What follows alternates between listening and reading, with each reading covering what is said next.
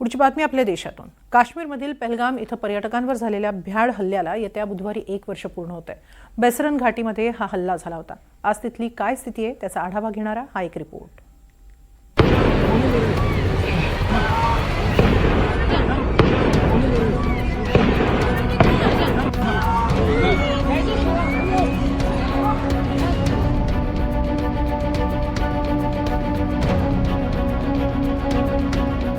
पहलगामच्या बैनरस खोऱ्यात गेल्या वर्षी 22 एप्रिल रोजी झालेल्या दहशतवादी हल्ल्यात प्राण गमावलेल्यांच्या स्मृतीप्रित्यर्थ एक स्मारक उभारण्यात आलंय।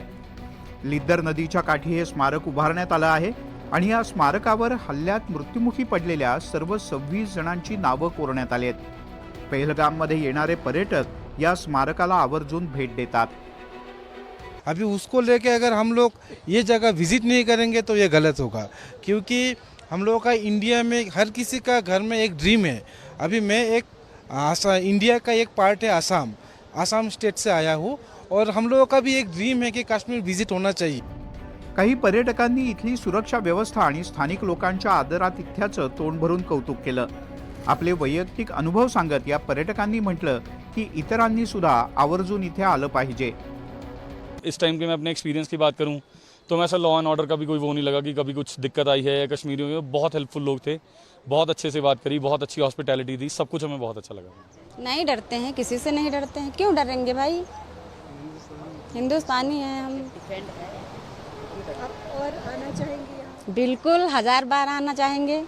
तो क्या मैसेज देंगे आप बाकी लोगों के लिए? बाकी लोगों के लिए हम यही मैसेज देना चाहते हैं कि आप लोग यहाँ आइए और बहुत अच्छा लगता है, हमें भी बहुत अच्छा लगा है।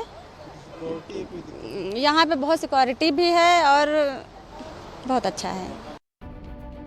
बुधवारी पहलगाम इथे झालेल्या दहशतवादी हल्ल्याला 1 वर्ष पूर्ण होत आहे। पहलगाम येथील हे स्मारक 22 एप्रिल 2025 रोजी झालेल्या भ्याड हल्ल्यात मृत्युमुखी पडलेल्या 26 जणांना श्रद्धांजली अर्पण करण्यासाठी उभारण्यात आलंय।